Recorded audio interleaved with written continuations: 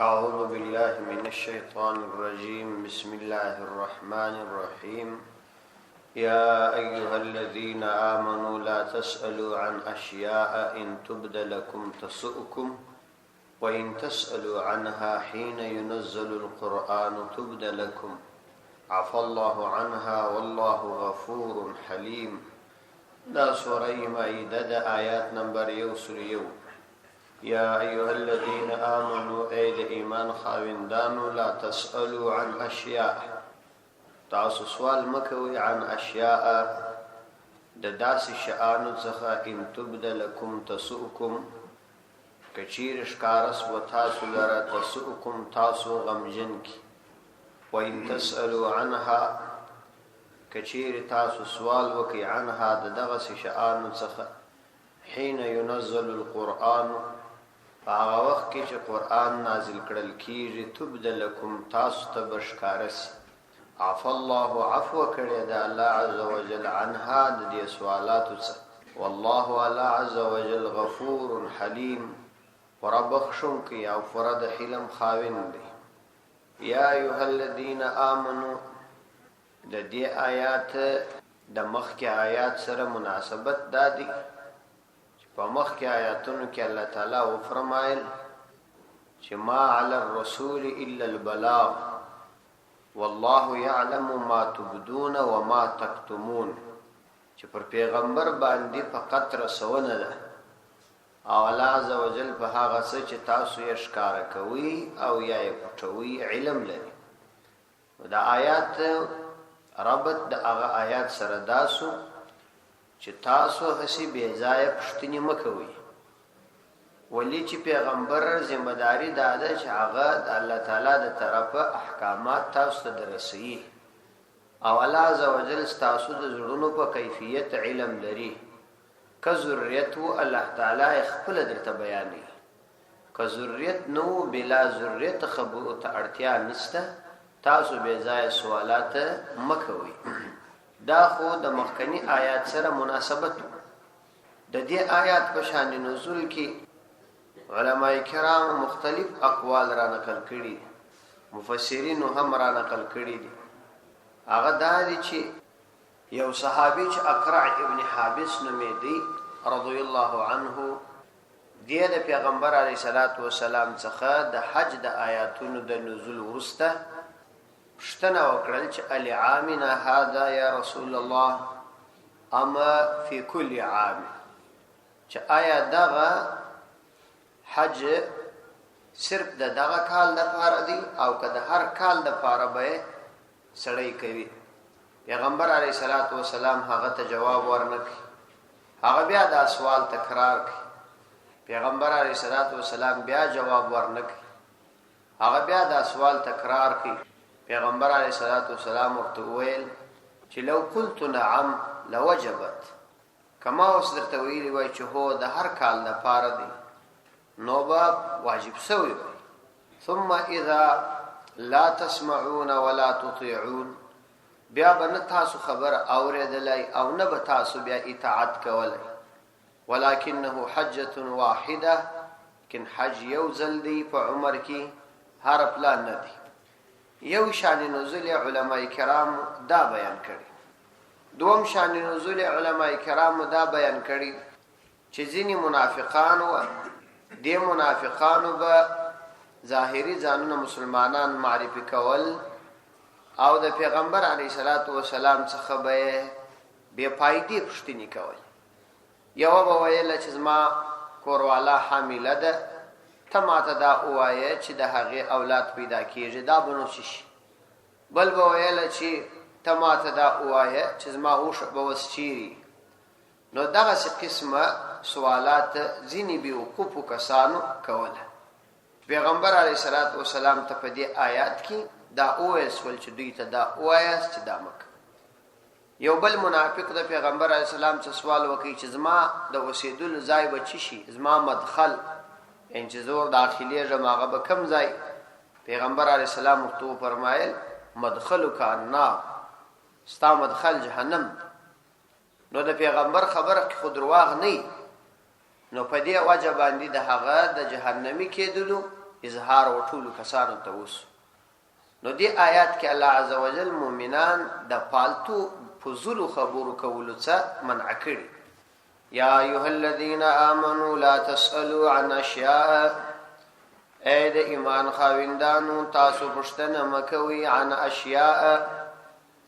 د هغو شیانو څخه ان تبد لکم تسؤکم، کچیری هغه ښکاره سي تاسو لره تسؤکم تاسو پریشان کړي، یعنی چې په هغه کې دا احتمال وي که تاسو ته ښکاره سي نو تاسو پریشان کړي، یعنی د دې احتمال پکښې کې وي چې که جواب راسي نو جواب به ستا د طبیعت خلاف وي او تا به پریشان کړي. د دې آیاتو په تفسیر کې مفسرینو دا لیکلي چې ولو کدا د پیغمبر علیه الصلاۃ والسلام تر زمانی پورې زیات ارتباط لري، ځکه چې هغه وخت کې دغه سوالونو کولو په وجه کېدلای سوی وحی راغلی وای او داسې یو حکم نازل سوی وای چې بیا د خلکو نه سوی کولای. لیکن د نبی علیه الصلاۃ والسلام د زمانی ورسته هم دغه سوالات په شریعت کې منع دي، په کوم سوالاتو کې چې فائدہ او منفعت نه وي. د مثال په توګه د یو چا په کور کې شخصي او موضوع ده، ته د هغه د موضوع په ارتباط کوشش کوي پوښتنې ورڅخه، نو که هغه استاد د دې یو خبره وکي نو چې اظهار یې وکي او ته په پریشان شې نو د دې څخه ځان ساتل پکار. یا داسې خبرې چې په هغه کې فائدہ نه ګټه نه. د مثال په توګه د موسی علیه السلام مور څه نومې ده، ابراهیم علیه السلام چې هغه پسه حلال کې هغه څوسو،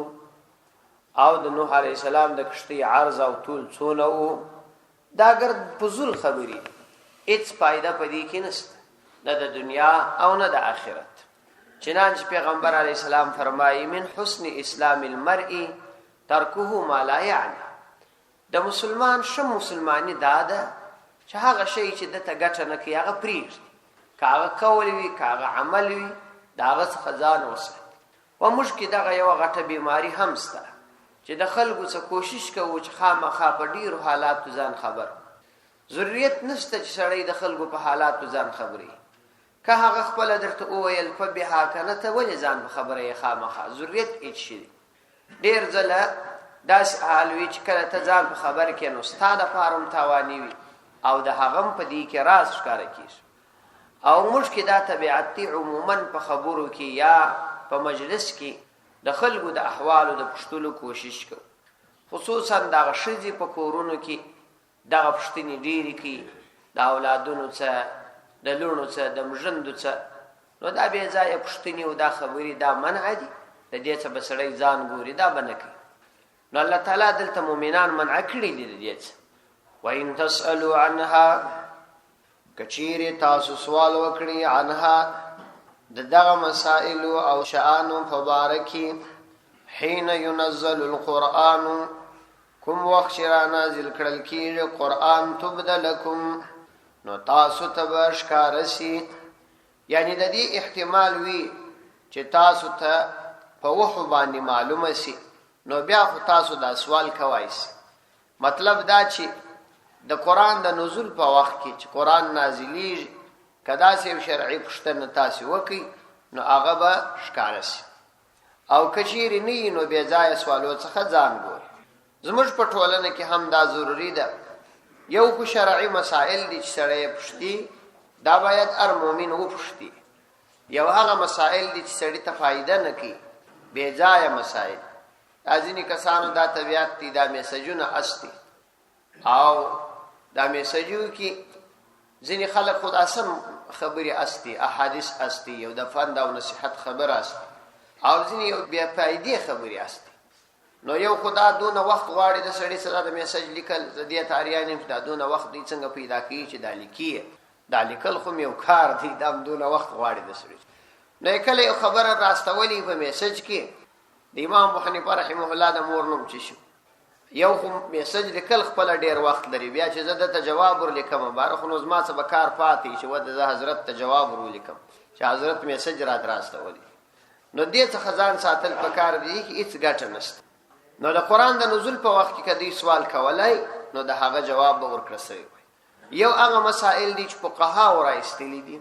د مثال په توګه زموږ د فقه په کتابونو کې ډېر مسائل داسې ستا فرضي مسائل جوړ شوي، کدا چې وسول حکم ادا دي، کدا چې وسول حکم ادا دي، هغه شرعي مسائل دي. د هغو د بیانولو امت ته دا ګټه ده چې امت ته دا د تر قیامته پورې نوي نوي پیش کیږي. دا که دوی دغه مسائل د احادیث څخه نوی مستنبط کړي، د قرآن د آیاتونو څخه نوی مستنبط کړي، نو موږ خدا په واسه نه وپوره چې موږ د قرآن او حدیث ته مسائل رایستلي، نو دا د دوی احسان دی، په موږ یې کړی دي، هغه په دې کې نه راځي. عفا الله عنها، معافي کړې ده الله عز وجل عنها د دا سوالاتو څخه، یعنی سوالات گذشته چې تر اوسه مو کړي وه هغه الله تعالی معاف کړي دي، خو آینده به احتیاط کوي، نه به یې کوي. والله غفور حلیم، والله الله عز وجل غفور پوره بخښونکی دی، یعنی ستاسو مخکني ګناهونه معافوي. حلیم د پوره حلم خاوند دی، په دې باندې مخه تعوضي چې که تاسو ته مهلت درکړي نو دا چې ستاسو ګرفت به نه کېږي، بلکې الله تعالی حلیم ذات دی، تر ډېره وخته پورې ظالم ته مهلت ورکوي، خو آخر یې رانیسي. قد سالها قوم من قبلكم ثم اصبحوا بها كافرين. قد سالها یقینا سوال کړیو د دغه شان قوم یو قوم من قبلكم ستاسو نمخ کی، ثم اصبحوا بها كافرين بیا وګرځیدل بها په دغه سوالات سره کافرین کافران. ستاسو نمخ کې د نور قومونو کې د چا عادت داو چې د خپل پیغمبرانو څخه به داسې پوښتنې کوي، خو کله چې به د الله تعالی د طرف حکم ورته راغی هغه به پر دوی ګران تمام شو او دوی به نه عملي کاوه، نو د هغه الهي امر څخه به انکار وکړي او په یې باندې به کافران شو. یا به داسې واقعه ورته راغله د عبرت، خو دوی به د هغه څه نه متاثر کېدل. نو کله داسې وي چې حکم راشي او تاسو بیا عمل ورباندې ونه کړئ، نو په دې سره کفر ته سړی رسېږي. قد سالها یقینا سوال کړیو د دغسې خبرو قوم یو قوم من قبلکم ستاسو نه مخکې د خپلو پیغمبرانو څخه، ثم اصبحوا بها کافرین بیا وګرځېدل بها په هغه سره کافرین کافران. یعنی هر کله چې جواب ورکړه سو جواب د دوی د طبیعت موافق نو په دې وجه باندې هغه کافران وګرځېدل. ما جعل الله من بحيرة ولا سائبة ولا وصيلة ولا حام. ما جعل الله ندي غرزولي الله عز وجل من بحيرة بحيرة ولا سائبة أو نسائب ولا وصيلة أو نوصيل ولا حام أو نحام، ولكن الذين لكن أغكسان كفروا چاوي كافران دي يبترون تري على الله پر الله عز وجل بني الكذب درواغ وأكثرهم لا يعقلون او اکثر دهغوی لا يعقلون عقل نلري. ما جعل الله من بحيرة ندگر زوال الله عز وجل من بحيرة كما بحيرة. د دې آیات د مخ کې آیاتو سره مناسبت دادي چې الله عز وجل مخ کې و فرمایل چې کوم شی الله تعالی حلال کړي هغه حلال ګڼي، کوم شی چې الله تعالی حرام کړي هغه حرام ګڼي. د ځان په دین کې اصول ما جوړوي او خبيث او طيب دا هیڅ کله سره برابر نه دي، سره جلایق. نو اوس داغو یو مثال بیانې او یا مخکې آیات کې اوس چې تاسو د داسې شانو په ارتباط باندې پوښتنه مکوئ چې باغې کې ګټه نه، نو یو مثال بیانې لکه دغه سوالونه چې تاسو کوئ. د جاهلیت په زمانه کې په عربو کې د الله عز وجل د طرفه حلال سوي شیان حرام کړل سوي وو او هغه د بوتانو پر نامه باندې وقف. په دې کې د جاهلیت د زمانه کافرانو درې اصولي غلطي کول. یو غلطي خدا و چې شرعي حلال شیان پر خپل ځانو حرام کړیو. دوم غلطي دا و چې خپل ځان ته دا حق ور کړیو، لکه د یو پیغمبر چې څنګه دا حق دی چې ته د تحریم او تحلیل احکام امت ته بیانولای شي. دوی ځان ته دا حق ور کړیو چې دوی به ځینې شیان حلالول او ځینې به حرامول. او دریم دا و چې په دغه ناروا عمل به بیا د خپل رب تقرب حاصلاو لاره بم غلطه و ترتیب بم غلط و او په دې سره بیا ځانونه الله تعالی ته رسول نو الله عزوجل په دې آیاتونو کې په دوی باندې شدید رد کوي نو دوی یو قسم حیوانات و یو دا غوڅه بحیره دا د بحیره العیر ساخته سوی دا هغه وشته ویل کېدل شیدې به د بوتانو پر نامه باندې وقف وي د بوت پر نامه به شیدې وقف وي دوی به دغه حلال شیدو څخه استفاده نه کول او دا به د دې لپاره وقف وي چې په دې سره د الله تعالی تقرب حاصل شي دوهم صایبه دا اختصوی د ثبت الدابه څخه یعنی د دابې را بندول د یو چارپای را بندول دا هغه وشي ته او یا هغه واته یا میږي یا پسته ویل کېدل چې د بت پر نامه به وقف کړل سوی د بت په نامه به وقفو دوی به د هغه څخه استفاده نه کوي نه بار باندې وړي نه خرڅوي او نه د هغه د غوښو او شیدو څخه استفاده کوي دریم هغه وسیله به هغه وشي ته ویل کېدل چې څو ځله به فرله پسې وشه وزېږول او په مابین کې به نر نسو پیدا مسلسل به څو ځلې وشه وزېږول دې ته وسیله ویل کېده حام به هغه نر وشته ویل کېدی چې څو ځلې به د دې وش سره جوړه سوی یعنی یو خاص عدد دی ورته شیو چې هغه خاص عدد به پوره کړي بیا به نو دوی د دابوت پر نامه باندې وقف کاوه نو الله عزوجل په دې عمل باندې دوی باندې رد وکړي چې دا د الله تعالی د تقرب کار نه او بیا یې دا ویل چې دا د الله تعالی د طرفه مستامر شوی نو الله عزوجل په دې مبارک آیاتونو کې په دوی رد کړي چې دا غلط خبره ده او دې ته په شریعت کې هیڅ اجازه نه دی ورکړل شوی ما جعل الله من بحيرة ندى غرزولي الله عز وجل من بحيرة كما بحيرة يعني ندى حرام کړي يعني د دې تحریم فیصله ندى کړي الله عز وجل من بحيرة د کومه بحيره ما درته ویل هغه حیوان ته ویل کیږي چې شیدې د بوتانو پر نامه وقف کېدل ولا صائبه او نه الله عز وجل کوم صائبه حرام کړي ده دا به هغه چارپای ته ویل کېدل چې د بت پر نامه باندې به وقف کړل حیوان ته ویل کېدل چې د بت پر نامه به وقف کړل ولا وسيله او نه وسيله الله عز وجل حرام کړي ده دا به هغه وشو چې څو عادت مسلسل به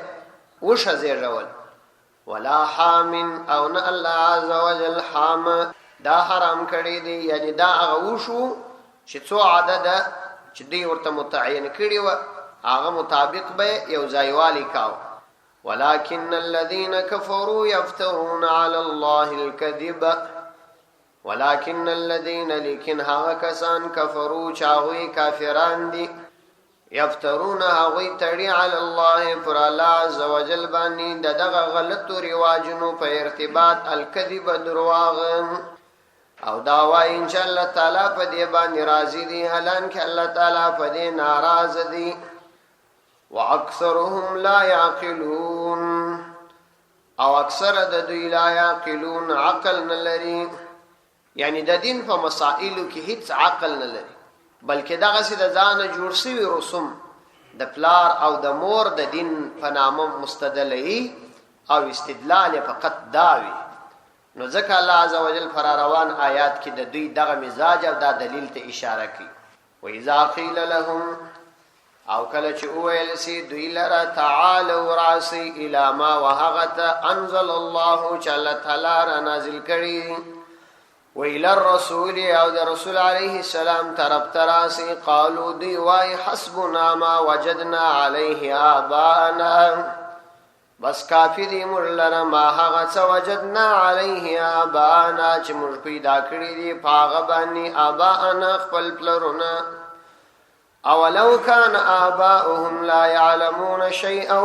ولا يهتدون اولو کان کڅهم و آباؤهم د دوی پلرونه لا يعلمون شیئا نه په کوم شي پوهېدل ولا يهتدون او نه د هدایت پر لار و. لیکن بیا به هم د دغسې بې علم او جاهلو مشرانو اتباع کول او د قرآني آیاتونو رد به یې کاوه. د قرآن کریم دغه آیاتونه زموږ دپاره انتهایي بیرونکي آیاتونه. موږ هم په دې باندې باید پوه سو چې خپل ځانونه او خپل طبیعتونه باید شارعین ونه ګرځو. د ځینو کسانو دا طبیعت وي چې په دین کې خپل مزاج ورګړي. دا عموما ترتیب داسې وي په دین کې خپل مزاج ګړي چې دته کوم شی خوند نه ورکي، د دا طبیعت وي چې دا باید حرام سي، او کوم شی چې دته خوند ورکي د دا طبیعت وي چې دا باید حلال سي. نو د دې دپاره عموما کوشش کوي چې چیرې او د جواز لاره پیدا کړي. په علماو باندې ګرځي چې د دې خپلې خبرې دپاره یو دلیل پیدا کړي، او یا په علماو ګرځي چې دا کوم شی د نه دی خوښ دا په یو دلیل باندې حرام کړي. که چیرې په شریعت کې یو دلیل پیدا نه کړي نو بیا به د یو چا په قول استدلال کوي چې پلاني داسې وایي. نو سړی به خپل ځان شارع نه ګرځي. بس څه چې د خدای عز وجل د طرفه راته راغلي دي په سر سترګو به سړی مني، او کوم څه چې د الله تعالی پیغمبر نه دي ناروا کړي موږ به نه ناروا کوو. نه موږ شارعین یو او نه به ځان ته د دې حق ورکوو. که موږ ځان ته د دې حق ورکړي نو بیا دا ډېره لویه ګناه. بدعت همدغه وجه شدیده ګناه ده چې انسان خپل ځان د الله تعالی په دین کې ترمیموونکی بولي چې ګواکې ځینې شیان کم و ماوس ور زیات. نو دا زموږ او ستاسو په طبیعتونو کې هم ځینې شیان شته. زه یو مثال درته وایم. دا مثال د دې دپاره درته وایم چې تاسو په خبره باندې سر خلاص. کله داسې وي چې زموږ د ځینو کسانو خصوصا د زیات عمر د خاوندانو طبیعت داسې وي چې پر یو خاص قسم ناسته باندې د ده طبیعت جوړ سوی. یعنی دی بالښت ته څنګ نه اچي، که بل څوک یې بالښت ته ولیدي چې څنګ یې اچولی و پر هغه رد کړي، او دا د هغه دپاره عیب بولي. دا په دې خاطر دی د هغه دپاره عیب بولي چې دا د ده د طبیعت سره برابره نه ده. دا وجه نه ده چې دلته ده د ادب لحاظ کړی دی، بلکې دا د ده طبیعت سره برابره نه. یا د مثال په توګه لکه لنګوټه، اوس په شریعت کې لنګوټه سنت زائد دی. پیغمبر علیه الصلاۃ والسلام تړلې ده او په دې کې اجر او ثواب دی. مؤمن یې باید وتړي. لیکن که چا نه وتړلې ته پر هغه باندې دومره سختی نشي کولی چې هغه ته بد او رد ووایه،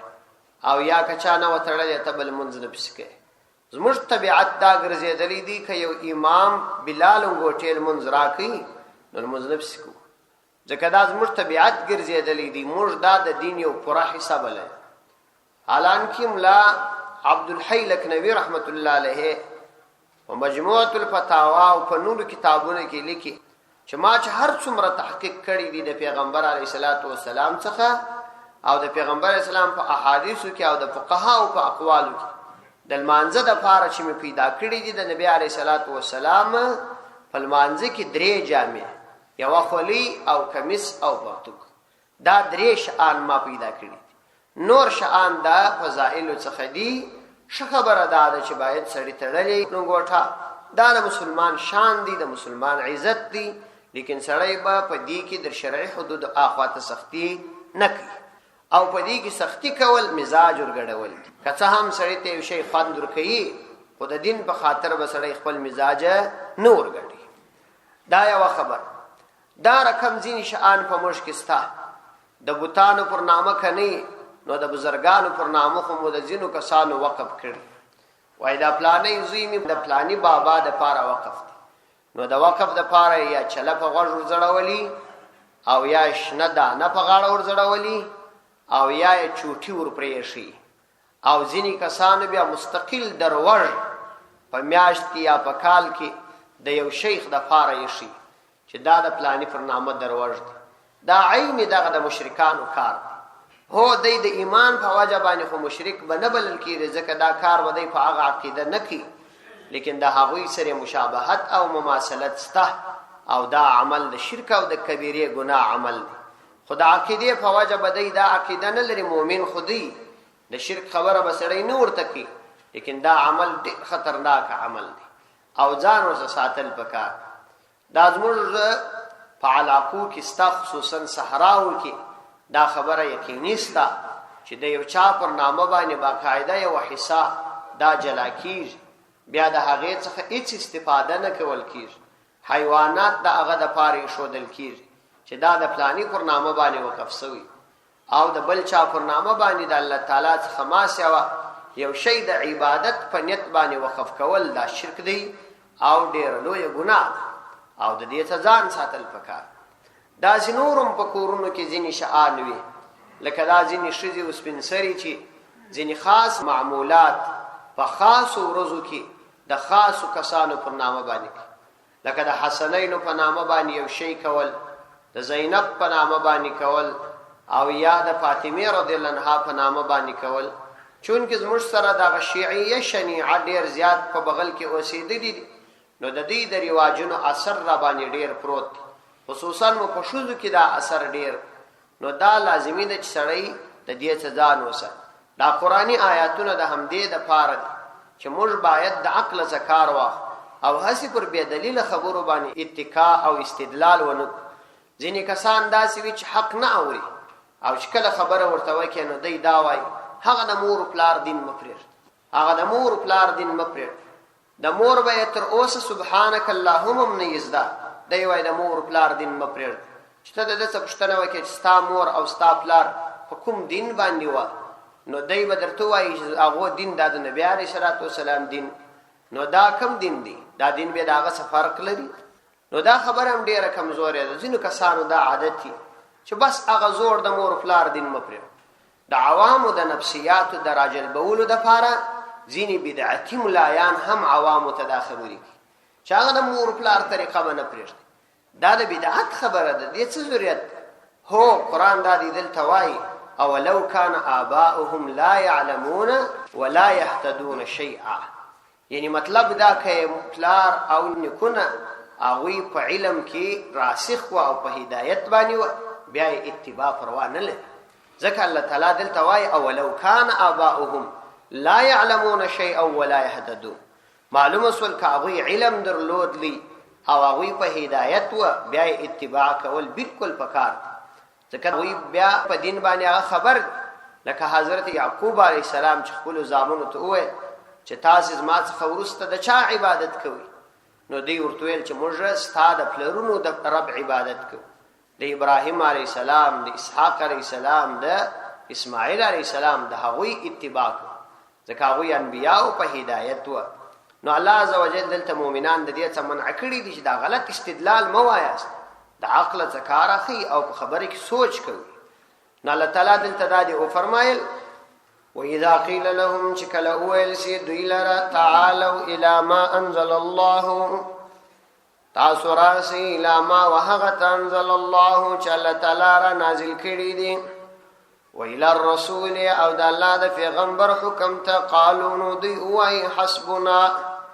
کافی دی موږ لره ما هغه څه وجدنا علیه آباءنا چې پیدا کړي دي موږ علیه په هغه باندې آباءنا خپل پلرونه نو اوس دا قرآنی آیات خو تر قیامته پورې دي دا یوازې بس د هغو دا قول و د بل چا دپاره بیا دا نسي کېدای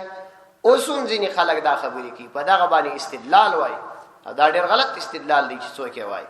حتی ځینې بدعتونه ښکاره بدعات پکښې رواج وي چې ورته دا مه کوئ دا 200 کاله ولې دا علماو نه وایي دا د نوروز مسله دا د اذان څخه وروسته چې دغه ناره کوي